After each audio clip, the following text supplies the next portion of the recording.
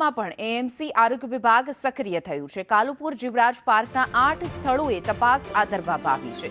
Vijay dairy and સ્વીટમાંથી sample લેવામાં આવ્યા છે। વિજય ડેરીમાંથી 50 કિલો પનીર, 60 કિલો માવો સીઝ કરાયો છે। 8 સ્થળો પરથી 750 કિલો માવો પનીરનો જથ્થો સીઝ કરવામાં આવ્યો છે। દશેરાના પર્વને લઈને સ્વીટ્સની દુકાનો પર ગ્રાહકોની લાઈન લાગી હોય છે, પરંતુ કબાવાની લાઈનમાં આરોગ્ય સાથે છેડા કરતા આ તત્વો છે તેની પર કાર્યવાહી કરવી યોગ્ય છે અને એટલા માટે જ આરોગ્ય વિભાગ કાર્યવાહી કરી રહ્યું છે।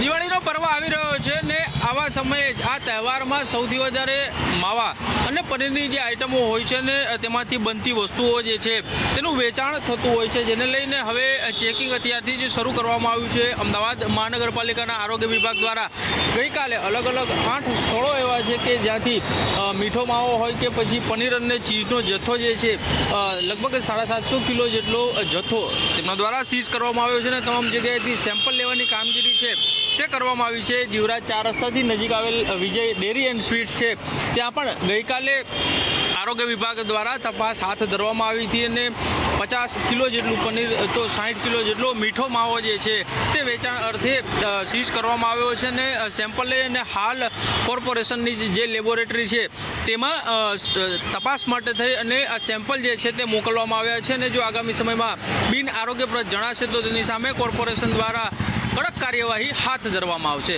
કેમેરામેન કુંતલ મહેતા સાથે કશ્યપ